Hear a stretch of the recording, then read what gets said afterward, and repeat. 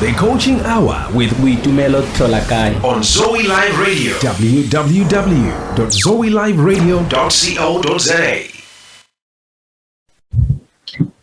Good evening and welcome to the Coaching Hour. My name is Khensani Chauke, and tonight I'm standing in for Coach Boitumelo. The Coaching Hour is the show that transforms and equips communities, and tonight we are talking about transformation. What is transformation? Transformation comes in different forms on how to rebuild yourself. It can come in a form of change. It can come out in a form of reworking in yourself, redoing, rearranging yourself, and all that. But I don't want to go deep into transformation because tonight I have a special guest. Her name is Matebogo. She's going to share with us how she has transformed her life. Good evening, Coach, and welcome to the show. Good evening, Coach Khensani, and good evening to your listeners. I hope we'll have a fruitful conversation which will benefit our listeners. Most definitely. So, Coach Matebogo, before any waste of time, kindly introduce yourself.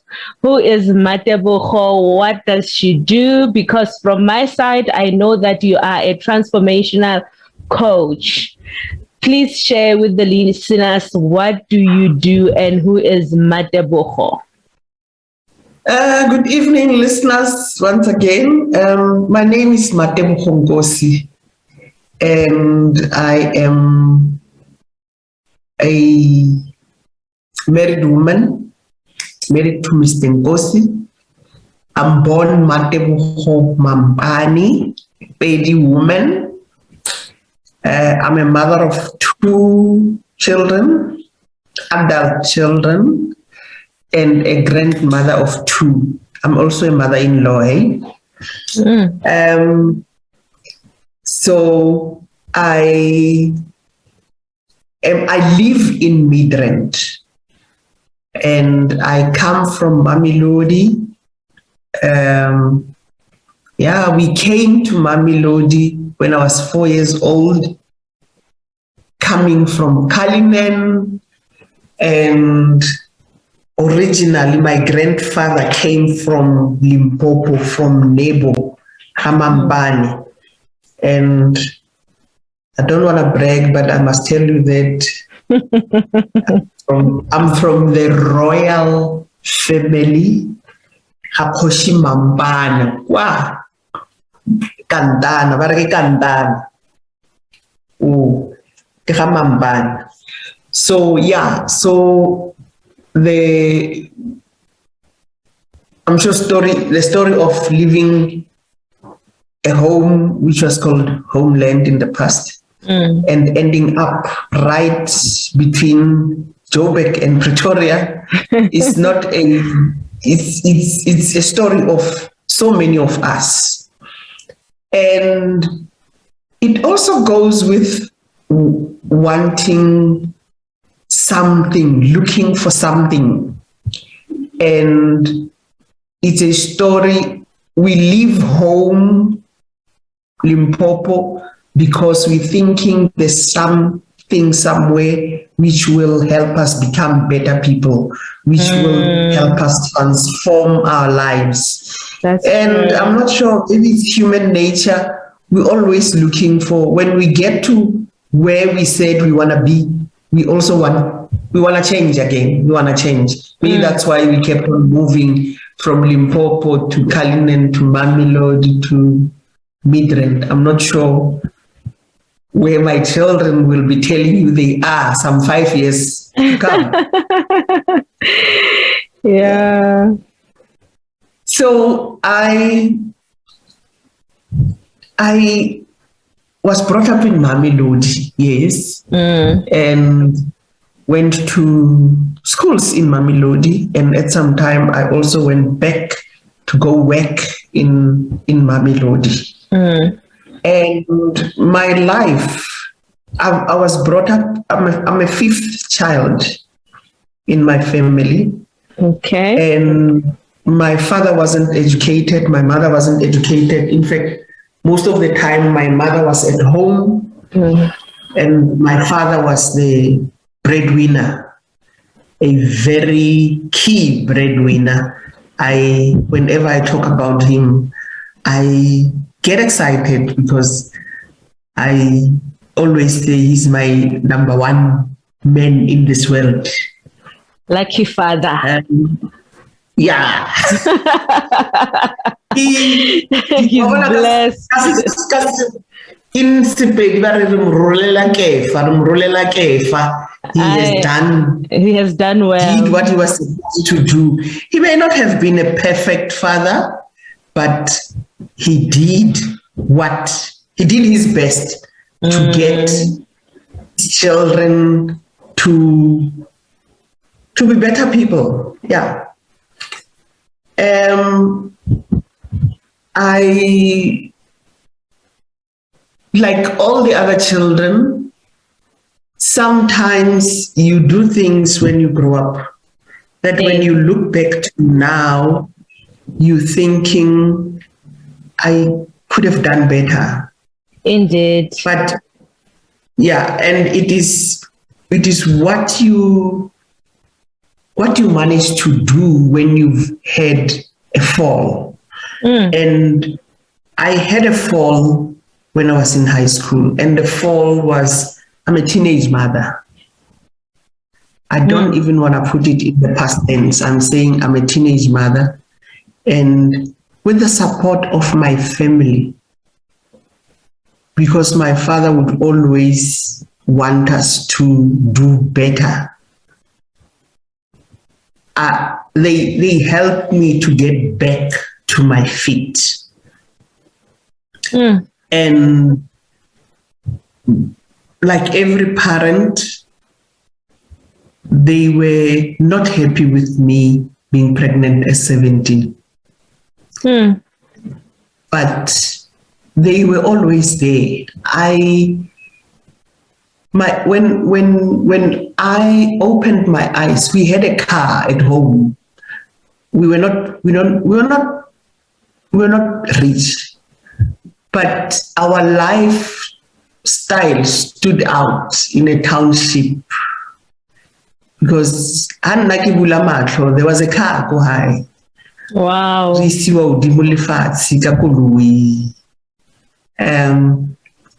And I'm mentioning it because even when I was supposed to go give birth, it's my father who took me to the nursing home. Wow. Yeah. And that's why I respect him, Uguti. Whilst he was angry, he still played his role. As a father, yeah. And he continued to play the father figure with my children. Let me say, especially this first one, because I was still at home. And for him, he wasn't entertaining the issue of what they call these days, baby daddy. He didn't entertain it a lot. And when he was no longer there and I was not happy, he didn't understand. And he, in fact, sometimes got angry with me. Or, hey, your skill is school. Yeah. And I mustn't forget to tell you that he's the man who taught me how to read. Wow. He's a wonderful father. Yeah, he used to read a lot of newspapers, which I also do even now. I am subscribed for Sunday Times. I get my Sunday Times every Sunday. And then, he's the one who taught me to read because he's always reading his newspaper. And now and then he calls me, come sit here. And then he's showing me some pictures, talking me through pictures. showing me ways or asking me questions and all these things. And that was very early in life. And I think that also contributed to my love for reading. Yo Kabbalah. I read. A friend of mine says when I come to her house, she looks around. When I've told her I'm coming, she looks around. If there's anything to read, she removes it. Because she knows it's going to distract me. You will start reading. Yeah. A visitor who comes and and start reading. Coach, and I know you are currently you are a teacher, and Yes. you are a life coach. So will you say that your upbringing inspired you to be a coach, or your upbringing inspired you to transform your life? Because I remember a while ago, you and Coach Sam, you were coaching teenagers. You were working with teenagers in transformation, but I'm not sure in which subject or which content were you coaching them on. Will you share the story of coaching teenagers a little bit? What were you doing during the coaching? What content did you use, or topics you spoke about with teenagers?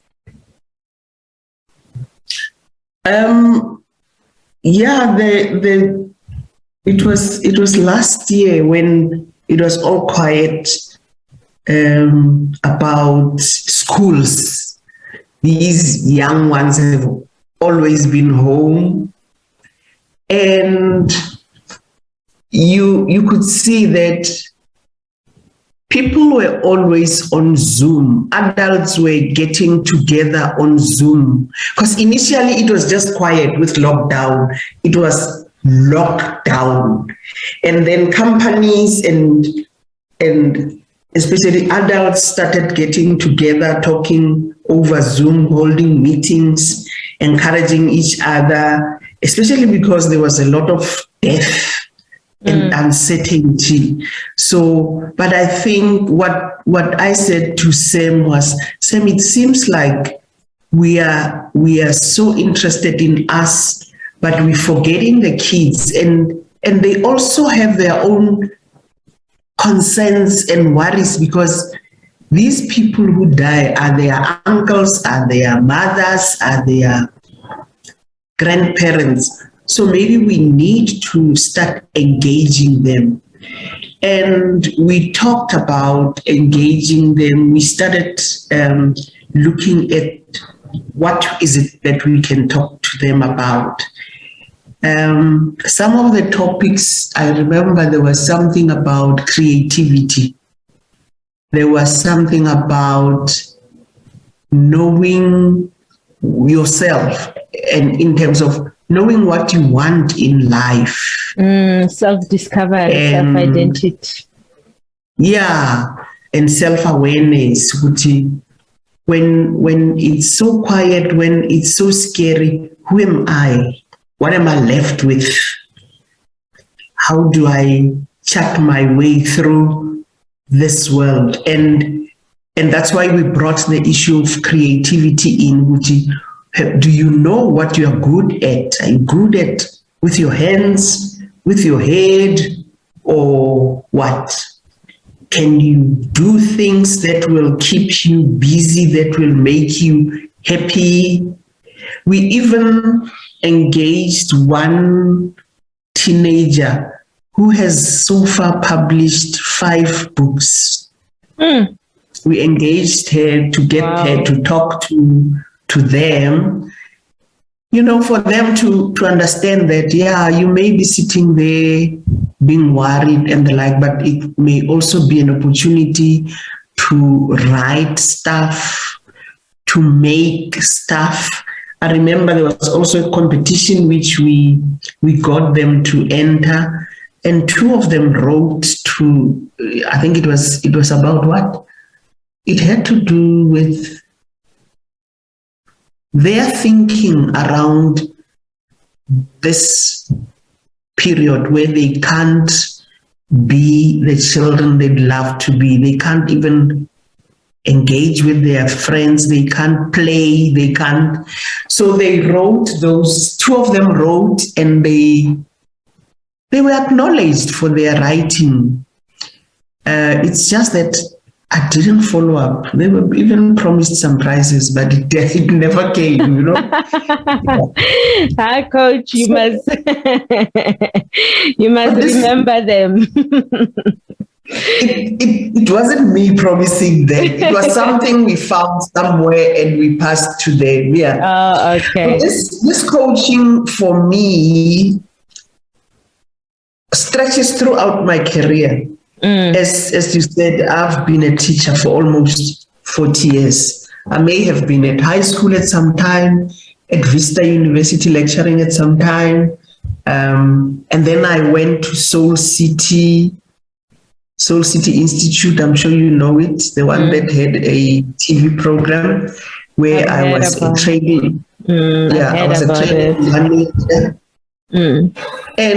And we also had a program there that was called Kwanda, which was on TV, and it was in about 6 provinces. So we had to be coaching young people who were on the program in those communities. And that's where the issue of community coaching came in. Oh. And it was, and the approach we used there, which I always use wherever I engage, is when we want to start doing things. Most of the time we are discouraged by the resources you may need. You may need resources, you may need skills. And most of the time it gets quick and discouraging when you realize, I don't have money, I don't have this skill, I don't have whatever. But if we can, for some time, live out there, I don't have, and look at what we have, then that puts you at an advantage, because you are going to look at using what you have to achieve something that may lead to you even securing what you didn't have. And we whenever we went into these communities, one of the first things we would do is to get them to do because we didn't want them to look at the needs. Because when you look at needs, you are saying, I need because I don't have. But we would say, let's look at what assets do we have here as a community. We may not have a hall, but we have a big tree where we can hold our meetings. Sure. We don't have we don't have food, but we've got land, maybe at the schools or wherever. We can start negotiating with the principal so that we use these places to plant food. And if you have land, if you say, I've got land and I've got people who can work this land, even when you approach people to fund you, you will first show them what you have before you even ask them for what you need. Exactly. So that was the approach we used. And it's mostly the approach I use with many of the people I coach. And what did I want to say here? Okay, before you proceed, I have a question.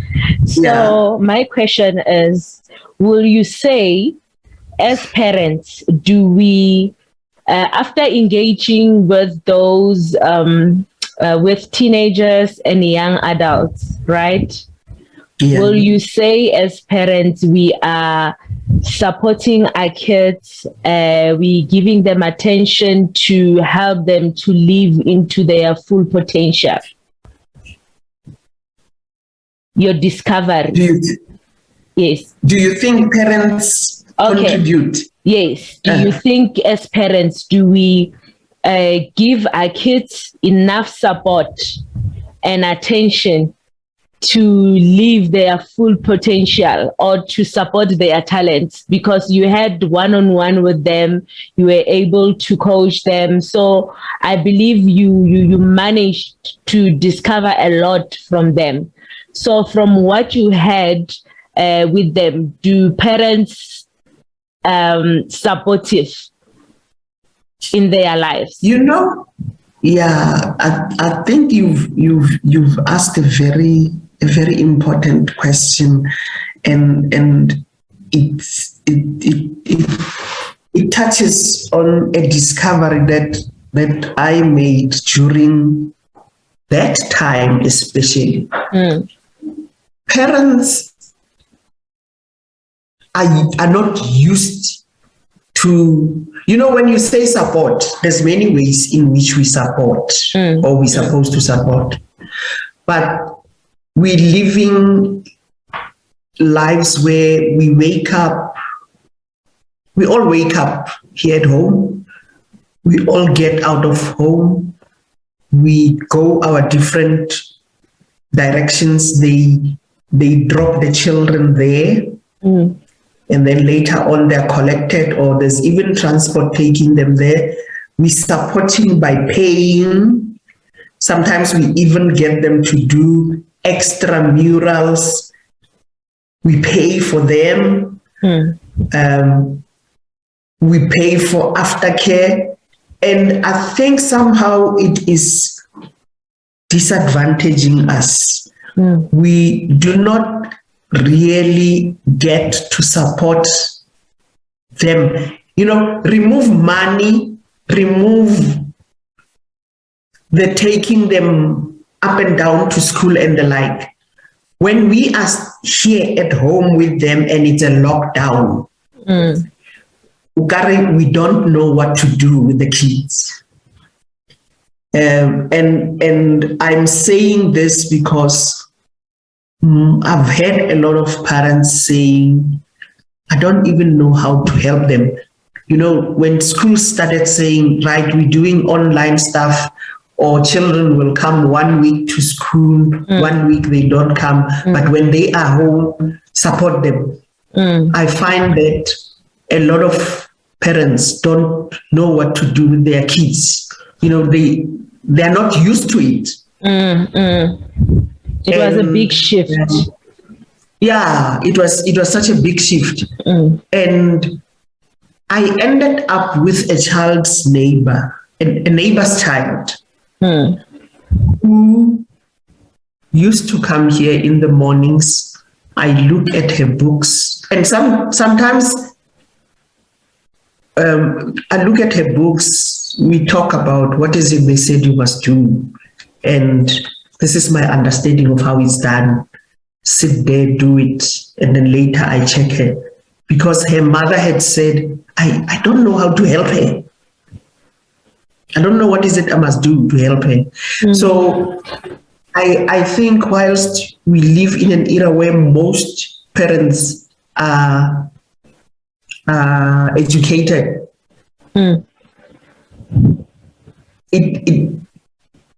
I'm not sure what happens, but we end up focused on getting resources or giving these kids resources and support in other ways, except for sitting with them. Even for some, communication is very difficult. They can't engage with their children. So yeah, parents, there's a shortcoming. Yeah, our parents are not in a good space in some cases to help their children. And I work with somebody who once said, why are parents always getting somebody to do things for them? They are always looking for some extra classes for their children, extra this, extra that, but they are not seeing themselves as the one who engage in that stuff. Yeah, and sometimes it's because you are in this job where it's demanding, and maybe the other thing becomes the lifestyles. I'm in mid-rent, I've got a bond, I've got a car that's a bank's car, a house of a bank, and all I want to do is pay for these things, pay for the school fees, get them food and the like. And the human element gets lost in the middle of that. Relationships become distorted. Hey, is true. I can say something or testify about what you're saying. I was once in that situation of being in and out of home as a single mom now. You know, most of the challenge is we are living in a different era. We're not saying that because of we have jobs, we have bills to pay and all that, we're making excuses around it. It's wrong not to be present in our children's lives. At the same time, we still need the same money. Like when you're speaking about a lifestyle, there's a certain lifestyle that we need to maintain. There's a certain lifestyle that we're running after or towards, that sometimes, in fact, most of the time, takes time away from our own children. Because we now prioritize money, we now prioritize lavish life, we now prioritize environment. We prioritize a lot of things and forgetting that in the same space, we also have children that we need to groom, children that we need to teach. Like you said, you spoke something very important that I loved about your father teaching you how to read. Your father taught you how to read. You still left with that memory. You can say, my father taught me how to read. So the difference from your father and today's fathers is whenever a child needs a parent's attention, we run to the shops, buy a bicycle, buy a phone, buy something to distract the child to focus on something tangible, forgetting that whatever that we buy, right, they will forget in future. But time spent with a parent, a child will stay with that memory forever. Not that I also had to work in myself because I saw that I'm losing. I love children deeply so, but I found myself in and out traveling and doing that. And in the name of, I need to be able to pay my bills, I need to take care of them, and forgetting that there are things that I'm missing. I'm missing spending time with them. I'm missing praying with them. If I don't teach them how to pray, who will teach them? You can't depend on your nanny all the time about everything. Who's teaching them how to read the Word of God? Who's teaching them how to read books? Who's teaching them how to respect? Like having just thank you. Yes, kids who have proper manners. How do you teach your kids manners if you are absent? So one challenge that I saw these days in this era is most parents are not present. Yes, we are home. We go to work, we come home. When I come home, the first thing that I do, I'll drink water, bath, and then open my laptop. So you work 8 hours from the office. When you come home, you don't even want to ask the kids, how was your day? Can I see your homework? What did you do? What did you eat? If you didn't prepare meals for them, we hardly follow up on our children, things that they're going through. You understand me? So I think it's something that as parents we need to work on and improve and give our kids attention, because me with my kids, you cannot bribe them with takeaways. You cannot bribe them with taking them out. When they need their time with their mom, they will demand it. They will tell you that no, I don't want McDonald's. All I want is my mom. So they understand now what do they need, and they now they are wise enough to say, no, I know when I want to talk to you, you want to give me your phone so that I can play on your phone, or there are so many things that parents are doing and they're not aware how it affects the children. It's not an easy journey to be a parent, but we really need to improve and be present in our children. I can say I've improved a lot in the past years. I've improved a lot, and I started to prioritize my kids. I planned my time and making sure that whatever that I do, I fellowship with them, I pray with them, because one thing I realized is that my children will only remember me with the memories that I'm building with them, not with what I buy for them. Whatever that I buy, they will forget, but the memories that I create with them, they will be able to say, I learned how to pray from hearing how Mani prays. I learned how to read because my mom taught me how to read. So that is a challenge, because of a lot has changed in our lives. And single moms need to work 2 jobs, 3 jobs to survive. We have a lot of fatherless generation. Most fathers are absent. That's why when I was listening to your story, you are privileged to have a present father who was willing to help and work and be there as a father. It doesn't matter whether he was rich or he was working hard for the money to achieve certain things in life, but he was present. The fact that you were able to sit with him, the fact that today you love reading, you enjoy reading the newspaper because of him, it shows that Daddy was there. Yeah. Daddy was there. So I want to take this to a personal question now, Coach, that you spoke a lot about how your father helped you with your teenage life, how you felt like you have disappointed your parents, but you had to rebuild yourself from there. Take us through the journey of transformation in your life. What is it that you have transformed from your own life?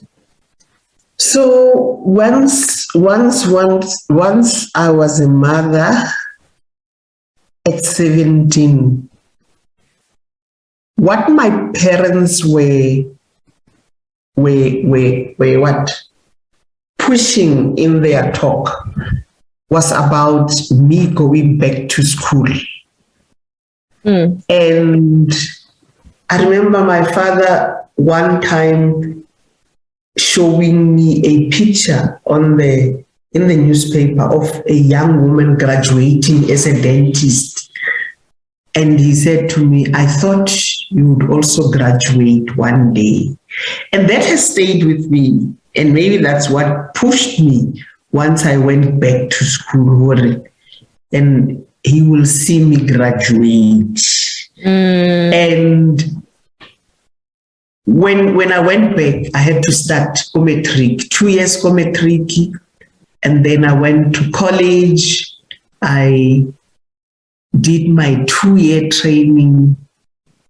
I got my junior secondary teacher certificate, and I started teaching.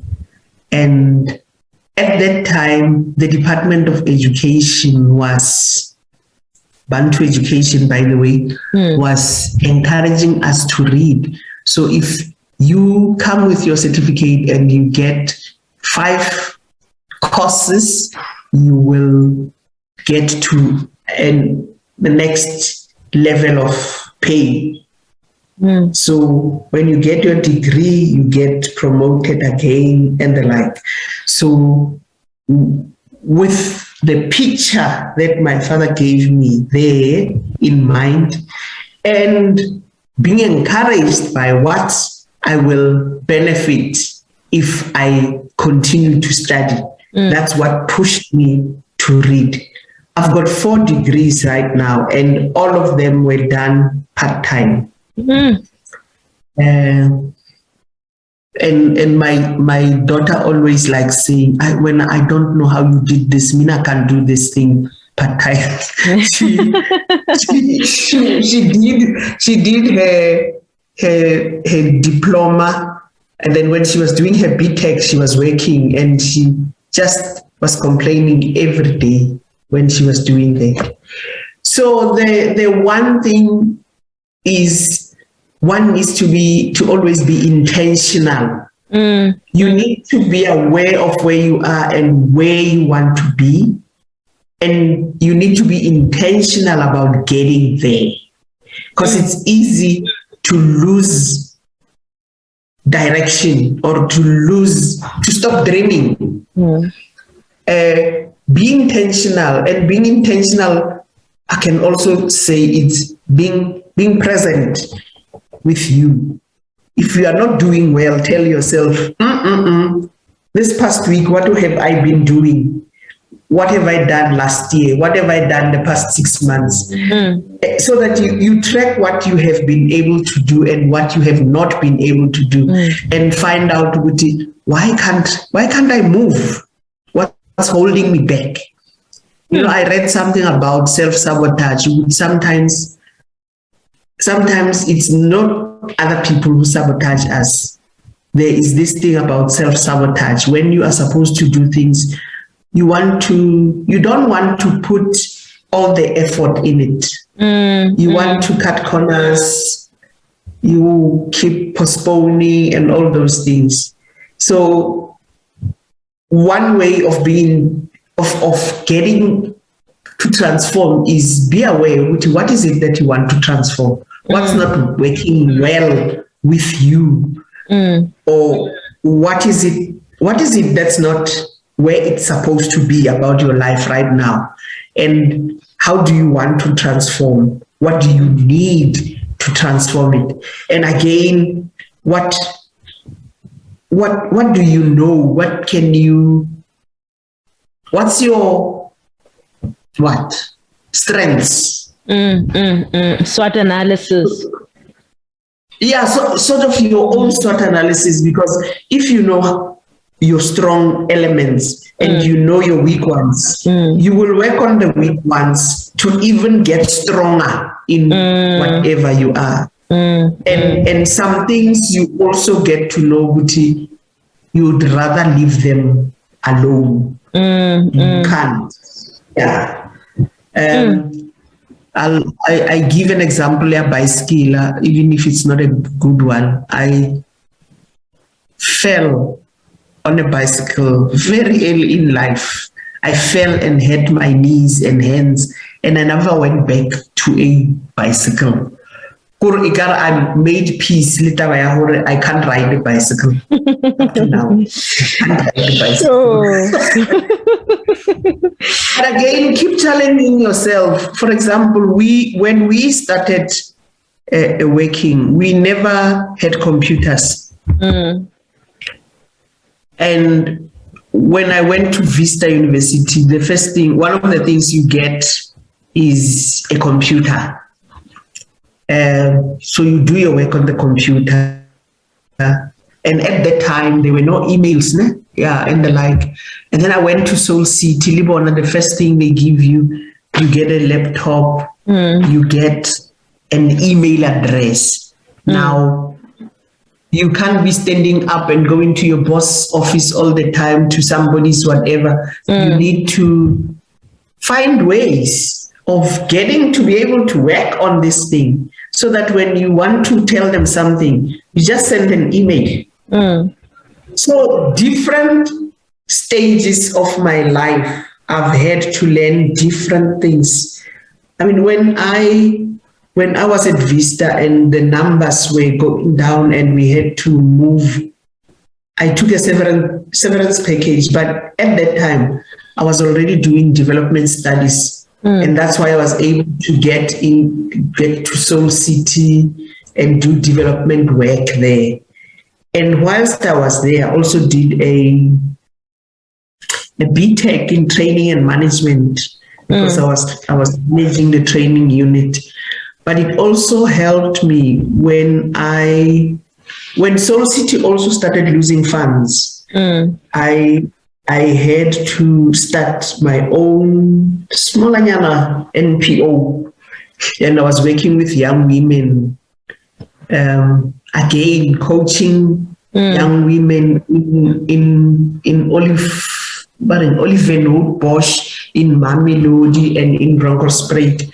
It was about HIV prevention, but also helping them understand what and there was this young girl who keeps on saying, they call me Mani, and she says, Mani, when you came here, I had my baby who was 6 months old, and when they told me there is this Mani, we meet with her, we talk about HIV, she asked us, where do we attend school? And for me, initially, I felt like it was irrelevant. But once I started coming to your meetings, she then started realizing she doesn't have to just wake up and be carrying the baby the whole day and not doing anything. She finished off her matric. I think she still had 2 subjects to write. She wrote the 2 subjects.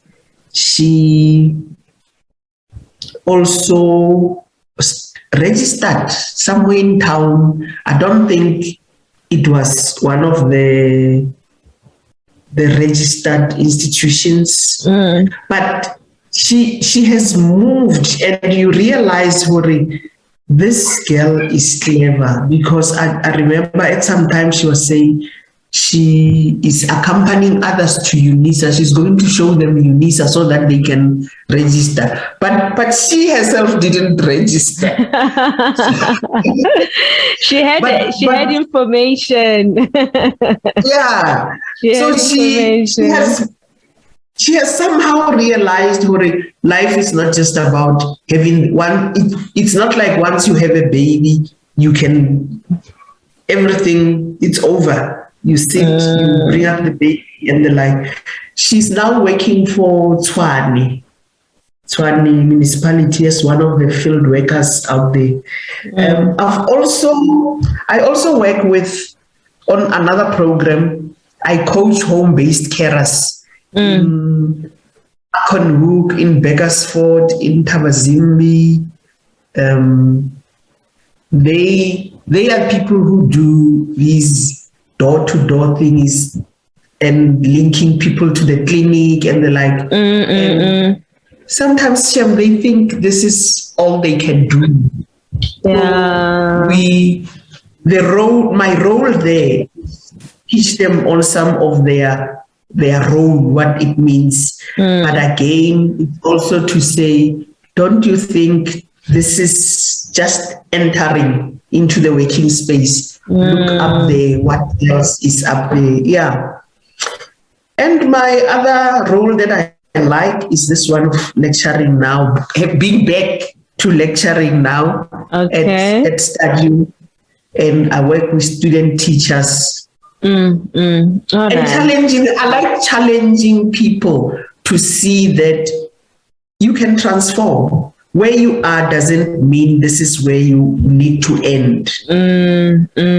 You are here ask yourself, where do you want to end?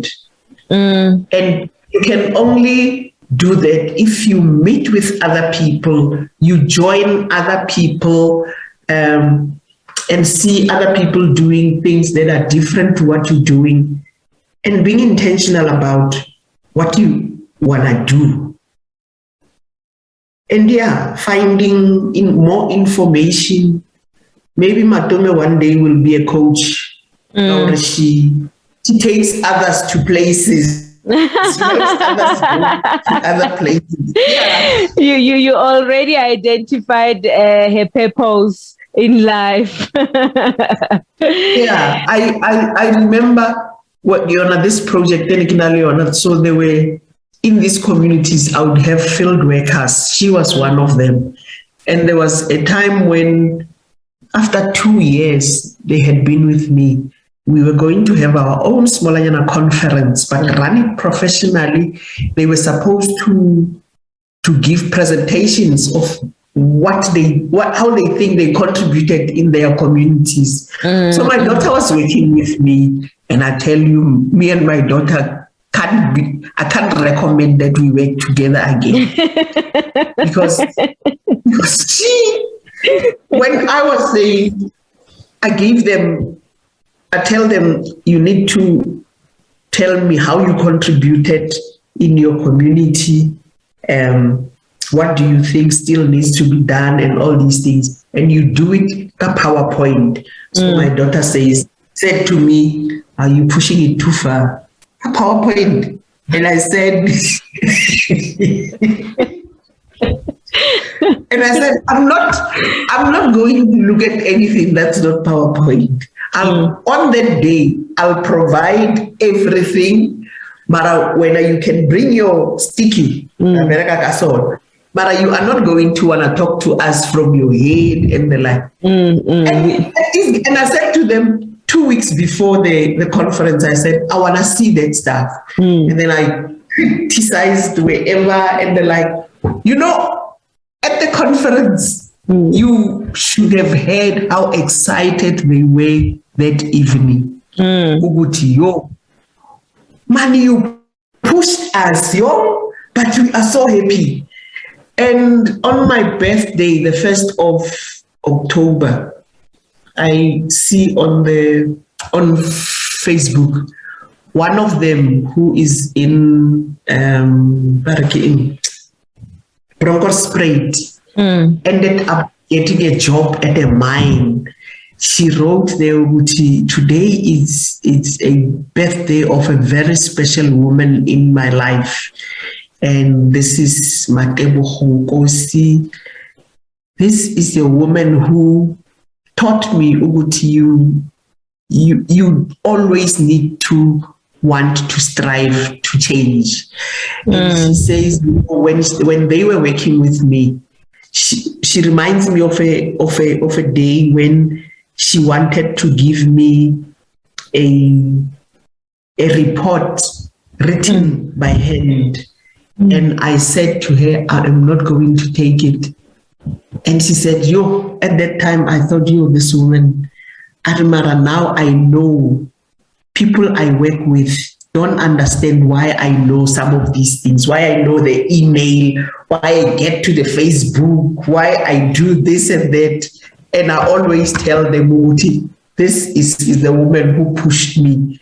Yeah. It's not for others. Why can't it be for you? And that's the only way you change your life. Yeah. And the other thing is, I'll tell people I have older friends. Some are older than me. Some are younger than me.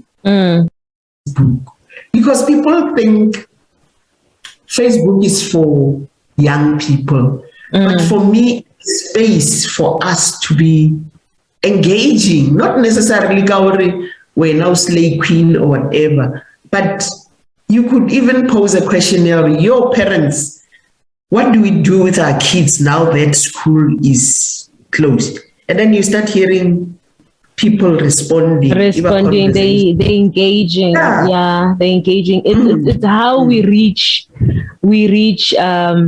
other people, because we don't have maybe their contact details, and social media, it's a global thing. It's a global, you can speak to somebody who's in Mozambique, who's in Zimbabwe, and Kenya, and while we're still in that, I personally believe in transformation, because I like to say success attracts growth, because personally I become successful in what I grow in. The area, in my life, there's a certain area that has too much growth. And in that area, that's the place where I grow more. So when you transform your life, you must focus on finding wisdom, intelligence. You must find understanding, seek things that will build you. And as you grow, as you read, as you engage with coaches, as you seek for information, as you become knowledgeable, as you become coachable, you grow. And that's when the success will get attracted to you. Because if you don't grow, you will always say, I want to be successful, but you want to be successful in what? What is the definition of success to you?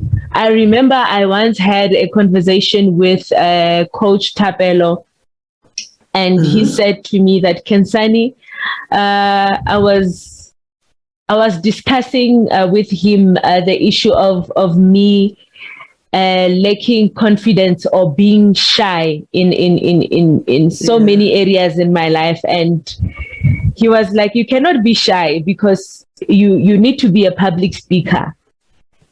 And I said, it's not a need for me to speak in public. And even if you think it's not a need, but if God has called you to become a public speaker, no matter how shy you are, no matter how you lack maybe confidence and all that, the only time you will become creative is in the area that God has called you to do. The only thing that you need to do is to seek help and ask. Coaches are there, they're available. You want to be a public speaker, but you are shy. How do I start speaking? How do I engage with others? It was not an easy journey. Even now, it's not an easy journey for me to host. It's like, hey, it's too much for me. But because I reach out, I have mentors like Coach Boitumelo. They sit down with me, they work with me, they build me, they encourage me. Coach Sam,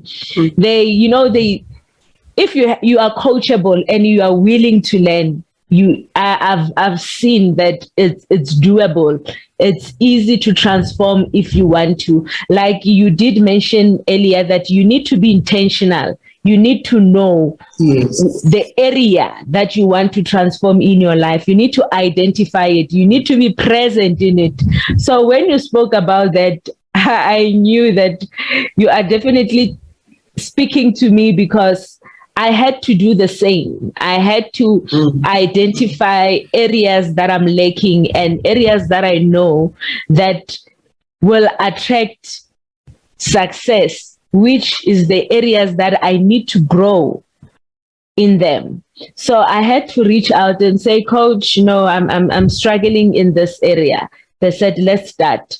What is the problem? What have you identified? And I'm so privileged, because my surroundings I'm surrounded by very powerful people. I'm surrounded by people who are willing to help and who are living their life purposefully, like they have committed their life into helping others.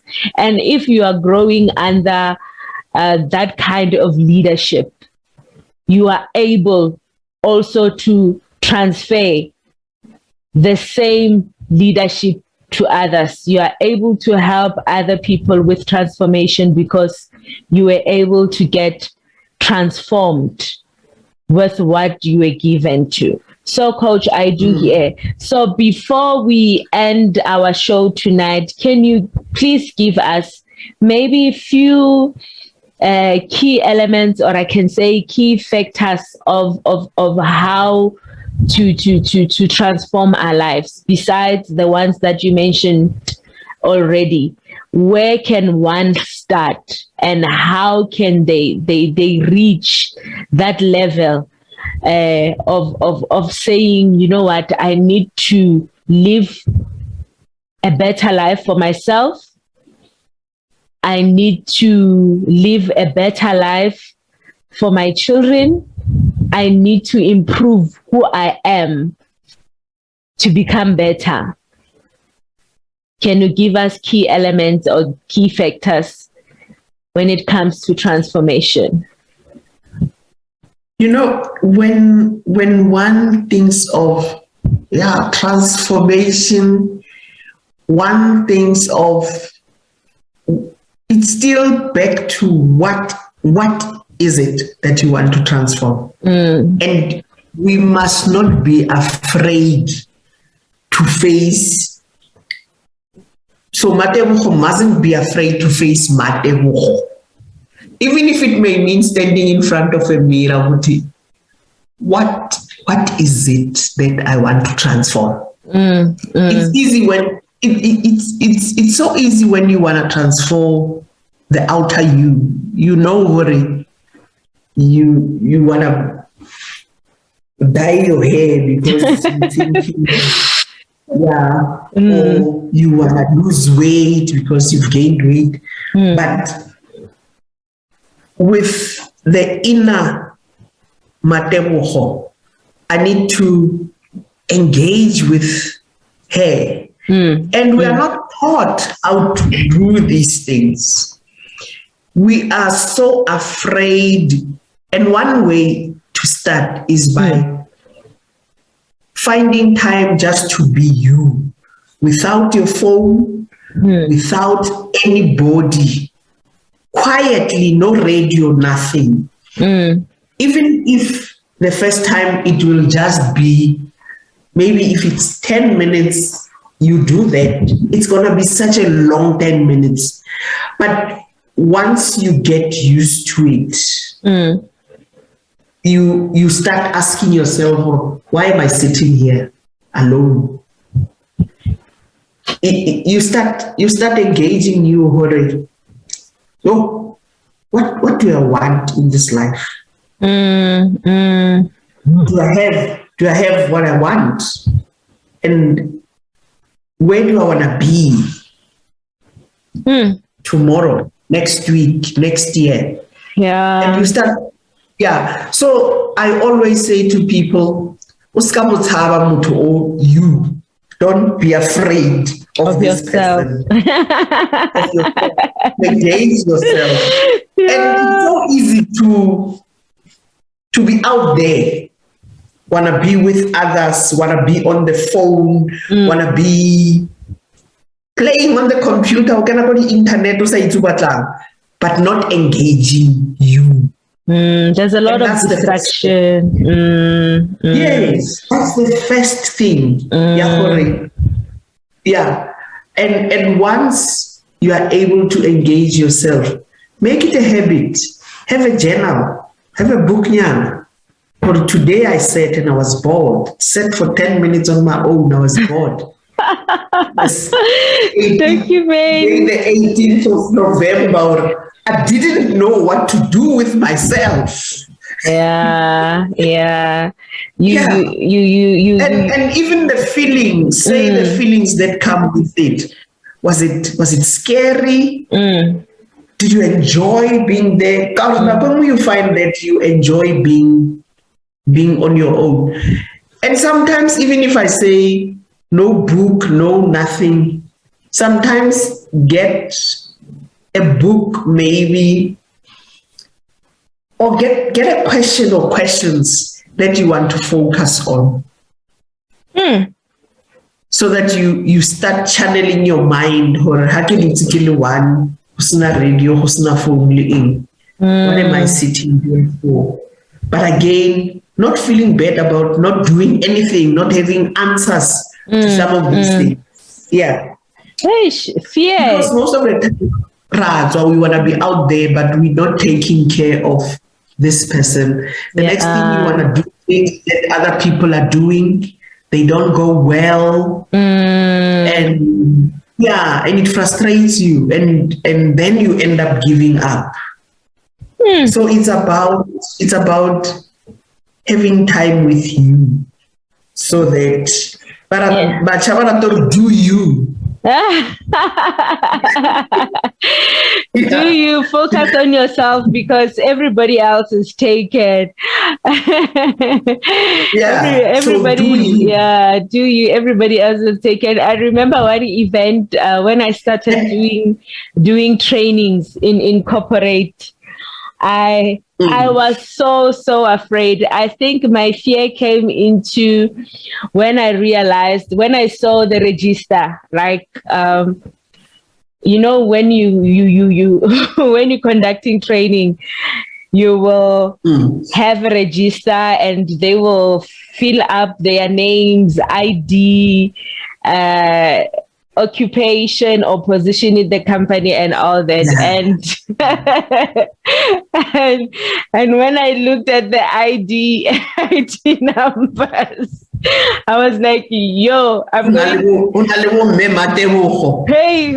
have my grandfathers and grandmothers in this workshop, and I became so afraid, and I looked down on myself, even though they never gave me that look of saying, this is a baby. What will a baby tell us? You understand? But I automatically disqualified myself. And I remember one thing that gave me strength to become me. I remember I closed my eyes a bit and I was like saying a short prayer, because I was afraid, I was nervous, and I was shaking. And they gave me a mic. Every time when I handle a mic, what comes into mind is church. I remember I said, I greet you all in the wonderful name of Jesus.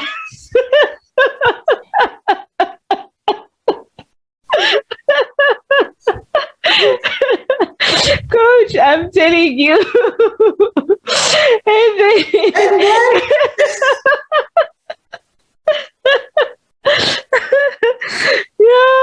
Coach, and they said, "Good morning, Mam Ruti." So ever since that day, they started addressing me as Mam Ruti. But little did they know that I got my strength back and my confidence back by just saying that, by saying, I greet you all in the wonderful name of Jesus. For me, it was my anchor where I can hide and invite the Holy Spirit to take over. But it was a great session. And after the session, that's when they asked me, how old are you? And I was afraid to say how old I was, because already I knew that I'm their grandchildren or a daughter. I was way young by then. But because the Holy Spirit was with me, I was able to conduct the training and many more after. And I had to, that day, that's when I identified that I need to work on my confidence. I need to trust myself more. I need to have faith in myself, because they trusted me and they had faith in me that Khensani will do a good job in this course. But I disqualified myself by thinking little of myself. And our time is up now, Coach. And I would like to say I really learned a lot tonight. And thank you so much. So where can our viewers and listeners find you if they want to speak to Coach Matebogo, where can they find you?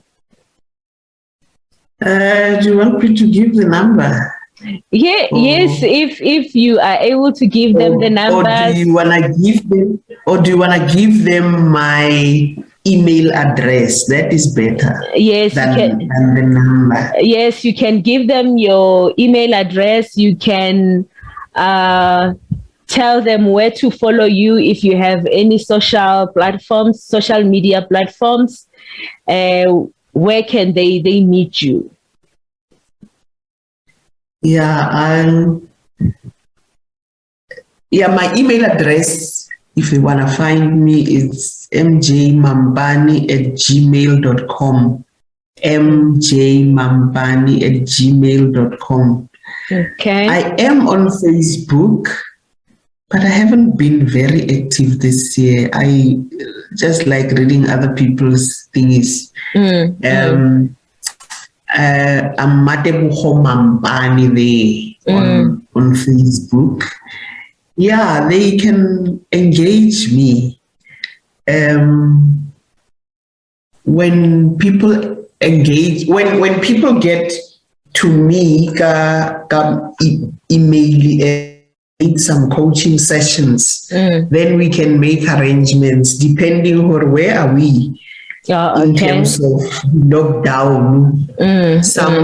Sometimes we meet face to face, but sometimes we do it virtually. Okay. WhatsApp. Yeah.